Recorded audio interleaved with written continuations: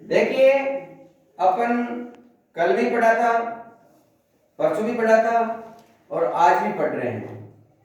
मैंने आपको उस दिन भी समझाया था कि गणित की ये सबसे महत्वपूर्ण प्रश्नावली है संख्या ज्ञान, संख्या प्रणाली और संख्या पद्धति। ये तीनों नाम एक ही प्रश्नावली के हैं, एक ही इकाई के हैं, ये अलग अलग नाम से जाना जाता है। जैसे एक व्यक्ति कोई गांव में है, उसको अलग अलग नाम से जानते हैं, लेकिन व्यक्ति तो वो एक ही है ना। उसी तरह अपन गणित की इस प्रश्नावली को पढ़ेंगे। इसमें आपको कल बताया था कि संख्याओं का जो गणना सारणी है उसके बारे में बताया है। उस गणना सारणी को आज अपन उपयोग भी करेंगे उनका। तो मैं आपको बता देता हूं कि जातीय मान क्या है। जातीय मान, जातीय मान, अंकित मान और वास्तविक मान, ये तीनों एक ही चीज के नाम है, जिसको इंग्लिश में कहते हैं फेस वैल्यू, यानी वास्तव में उसकी अपने आप स्पष्ट हो रहा है। जातीय मान यानी उस जाति का, उस जाति के अंक का क्या मान है, उस जाति के अंक का क्या मान है, उस जाति के अंक का क्या मान है। इधर देखिए अंकित मान, यानी अंकित का मतलब होता है लिखा हुआ, अंकित किया हुआ, उसका मान क्या है। वास्तविक मान कि उसका वास्तव में क्या है, उस अंक का वास्तव में मान क्या है।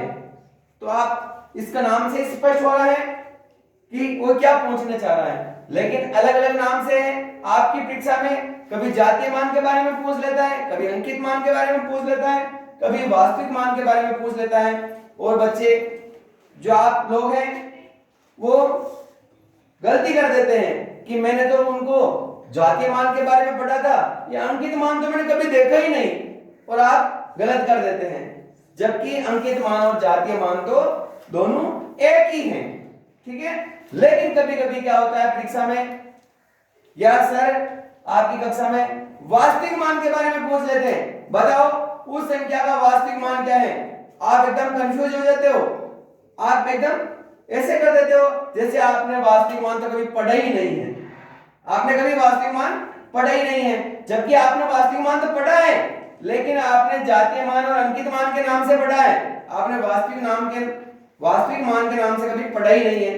तो आप उस प्रश्न को क्या कर देते हो, गलत कर देते हो। तो मैं आपको बता देता हूं कि जातीय मान, अंकित मान और वास्तविक मान ये तीनों एक ही होता है, ठीक है। इसके बारे में अपन पढ़ते हैं। एक संख्या में किसी अंक का जातीय मान वे अंक स्वयं होता है, यानी वो खुद होता है, वो स्वयं होता है। जैसे संख्या 5678, 5678 में 6 का, यानी इस 6 का जातीय मान 6 होता है, ठीक है।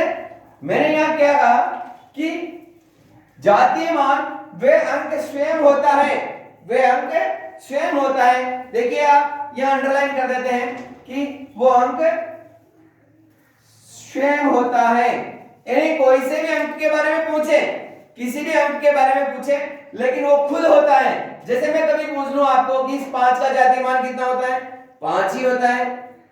आपको समझा दिया पहले कि वो अंक स्वयं जातीय मान होता है, वो अंक स्वयं अंकित मान होता है, वो अंक स्वयं वास्तविक मान होता है। जैसे कि कह दिया कि 8 का जातीय मान कितना होता है, तो 8 ही होगा। 7 का कितना होता है, 7 ही होगा। 6 का कितना होता है, 6 ही होगा। और 5 का कितना होगा, 5 ही होगा। समझ में बैठ गई ना आपके? हाँ, ठीक है। आगे चलते हैं स्थानीय मान के बारे में, जो आपको कल टॉपिक पढ़ाया था कि संख्याओं का मान की जो सारणी है, गणना मान की जो सारणी है, उस गणना मान की सारणी का उपयोग इस टॉपिक में, इस अध्याय में इसके द्वारा किया जाएगा। स्थानीय मान, स्थानीय मान का मतलब होता है स्थान।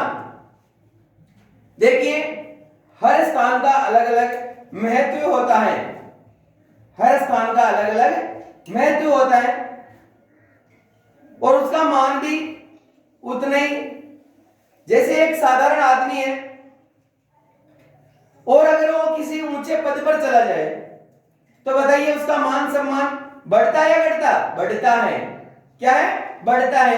देखिए मैं आपको एक बढ़िया उदाहरण से बता देता हूं कि 4 भुजानाथ का मंदिर तो सभी के गांव में है, लेकिन गढ़बोर चार भुजानाथ के मंदिर की मान सम्मान ज्यादा है, लोग वहां ज्यादा भीड़ जाते हैं। आपके गांव में है चार भुजानाथ का मंदिर, हमारे गांव में भी है, वो इनके गांव में भी है, उनके गांव में भी है, लेकिन सभी के गांव के जो चार भुजानाथ का मंदिर है उससे ज्यादा वैल्यू गढ़बोर चार भुजानाथ की है, क्योंकि उसका मान सम्मान ज्यादा है, यानी स्थान उनका अच्छा है, स्थान उनका उच्च है, तो उच्च स्थान से उच्च मान सम्मान बढ़ जाता है। उसी तरह अंक का स्थानीय मान भी उसके स्थान पर निर्भर करता है, उसके स्थान पर निर्भर करता है। देखिए, एक संख्या में किसी भी अंक का स्थानीय मान दी हुई संख्या में उस अंक की स्थिति, यानी वो किस स्थिति में है, यानी स्थान पर है, पर आधारित होता है, यानी वो उस स्थान पर आधारित होता है। जैसे एक है, चाहे दो है, चाहे तीन है, चाहे चार है, चाहे पांच है, चाहे छह है, चाहे सात है, चाहे आठ है, चाहे नौ है, लेकिन वो है किस स्थान पर, यानी वो किस स्थान पर विराजमान है, उस स्थान के आधार पर ही उसका स्थानीय मान ज्ञात होता है। जैसे मैं आपको बता देता हूं कि जैसे संख्या 5678 में 6 का स्थानीय मान 600 है। कैसे हुआ? 5678 है, 8 कौन से स्थान पर है? इकाई के स्थान पर, तो इकाई से गुणा करेंगे किसको? 8 को। ये देखिए, एक इकाई, यहां गलती है, 8